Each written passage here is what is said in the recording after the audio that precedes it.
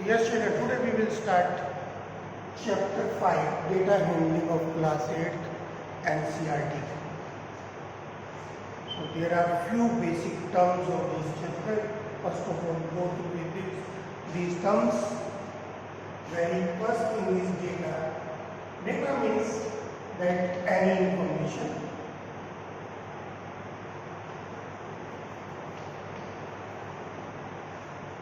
Information can be numeric, it can be alphabetic, it can be alphanumeric.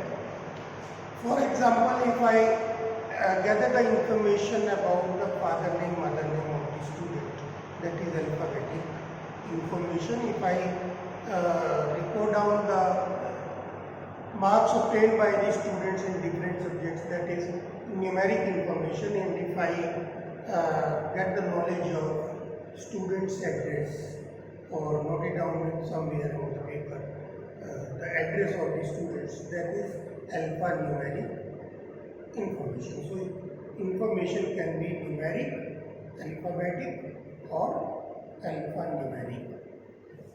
Next is data is generally collected by investigator who want to get some results, who want to investigate something. So generally it is collected by investigator. So that person is called investigator. Suppose मैंने अगर कुछ result निकालने और मैं ही आपकी class में आकर के मार्क्स नोट कर रहा हूँ मैथ्स में किस बच्चे के कितने आए, तो मैं हुआ इन्वेस्टिगेटर और डेटा जो है वो कलेक्टेड भी मैं ही कर रहा हूँ. This kind of data is called primary data. So what is primary data?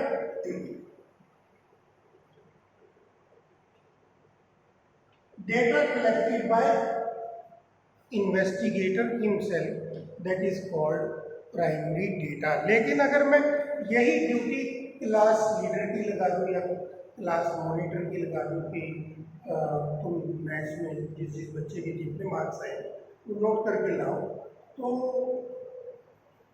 then it will be a secondary data. That is data collected by some other person on behalf of investigator. So that is secondary data.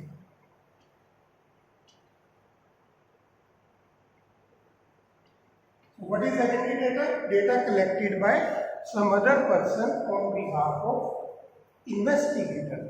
तो यहाँ पे भी आप देख रहे हो कि class leader ने या क्लास मॉनिटर ने वो डेटा कलेक्ट किया है मेरे बिहाफ पे, तो इसको बोलेंगे सेकेंडरी डेटा. और डेटा कलेक्ट कर लिया लेकिन मैंने यूज नहीं किया, अलमीरा में रख दिया, then it is called raw data.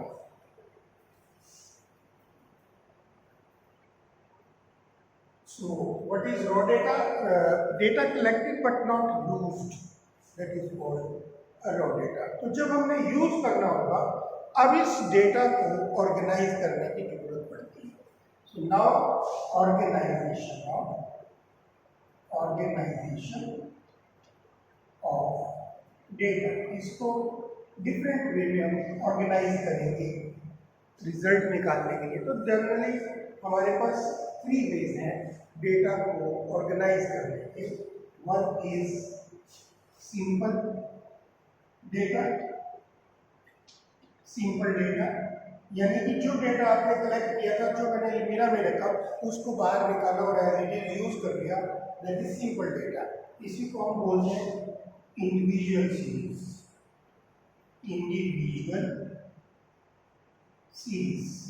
तो इसमें जो डेटा है वो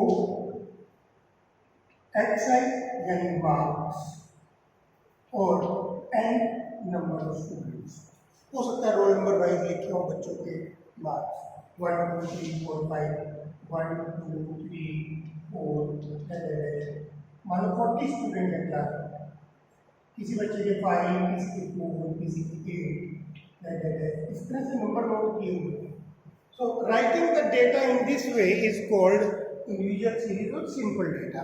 ऐसे ही हमने उस डेटा को यूज कर लिया, दैट इज सिंपल डेटा.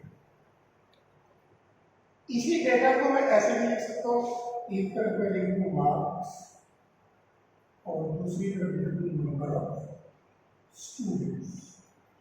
मैंने देखा डेटा में ना तो किसी का 0 मार्क्स आया, ना 1 मार्क आया, ना 2 आया, 3 या 3 से ऊपर मार्क्स आए हुए, टोटल 10 मार्क्स का टेस्ट था। तो मैं लिखूंगा 3, 4, 5, 6, 7, 8, 9, 10। या तो 3 आएगा किसी का, या 4 आएगा, या 5। तो मैंने देखा 3 मार्क्स जो है वो 2 स्टूडेंट्स के आए हैं, 4 जो है 5 स्टूडेंट्स के आए हैं, 5 जो है 7 स्टूडेंट्स के हैं, 6 जो है 6 स्टूडेंट्स के हैं, 7 जो है 11 स्टूडेंट्स के हैं, 8 जो है 10 स्टूडेंट्स के हैं, 9 4 स्टूडेंट्स के हैं, 10 2 स्टूडेंट्स। इस तरह से अगर मैंने डेटा लिख लिया, एक तरफ मार्क्स, दूसरी तरफ number of student, this is called ungrouped frequency distribution. Ungrouped frequency distribution. The second name is discrete series.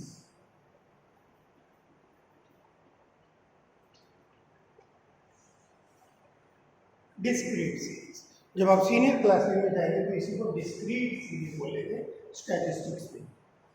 Visual series, discrete series, और लास्ट है group frequency distribution. Group frequency distribution, और इसका सेकंड नेम है continuous series.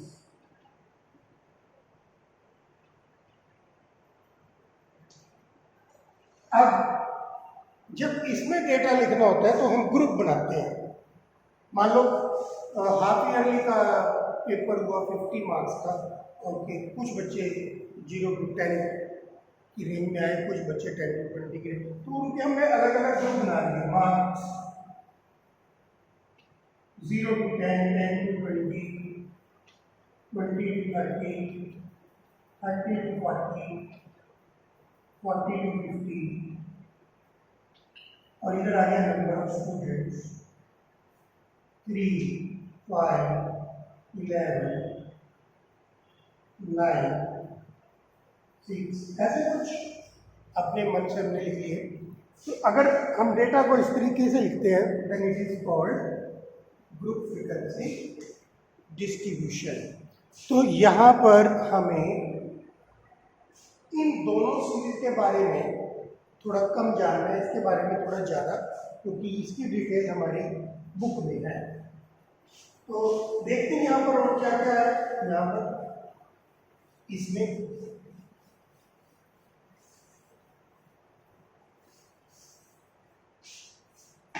तो ये है class interval और ये है फ्रीक्वेंसी। अब सबसे पहला क्वेश्चन, क्लास इंटरवल क्या होगा?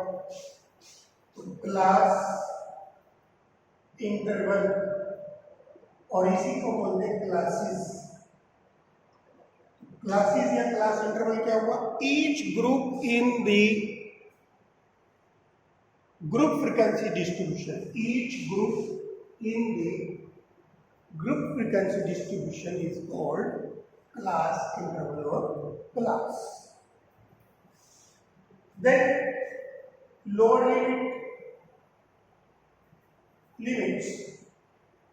लिमिट्स जिसमें आ जाएगा lower limit, upper limit.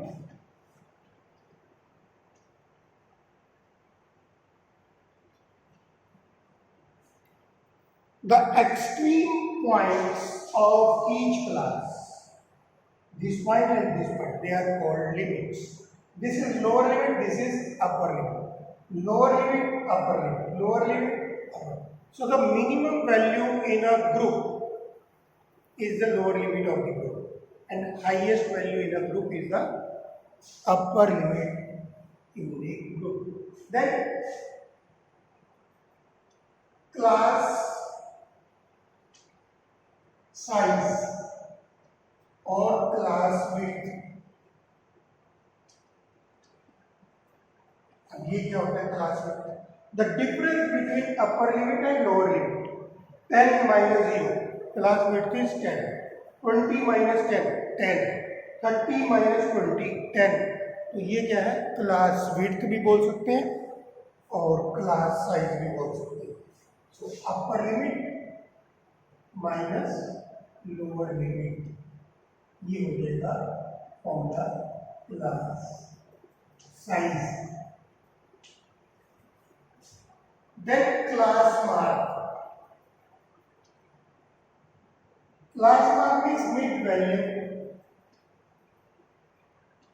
of each class. Mid value, हर एक क्लास के मिड में जो वैल्यू है, जैसे 0 10 के मिड में आएगा 5, 10 और 20 के मिड में आएगा 15, 20 और 35 के बिल्कुल मिड में आएगा 25।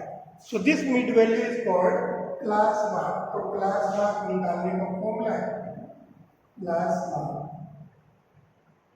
is equal to upper limit plus lower limit divided by 2. So suppose मैं इसकी क्लास में 20 plus 30 divided by 2 25, because it is 50 by 2 to cancel 25.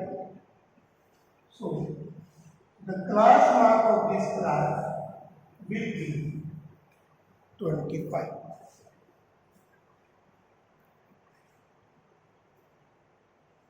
Then frequency is number of repetition. 0 to 10 में कितने बच्चे रिपीट हो रहे हैं जिनके मार्क्स 10 आ रहे हैं, 10 to 20 में कितने बच्चे रिपीट हो रहे हैं। This is all about the frequency, that is number of repetition. Now after that, when the data is arranged in different way, then we start representing the data. This is next step in the statistics, representing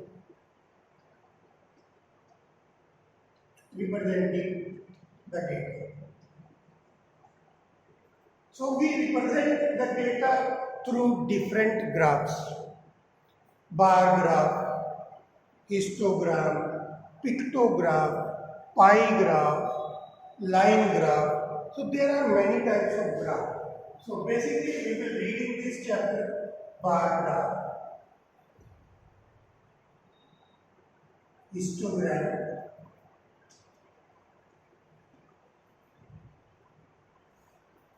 pie chart.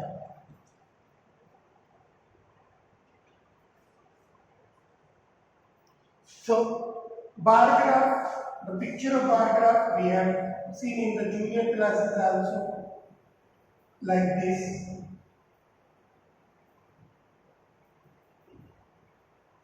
This is the picture of bar graph.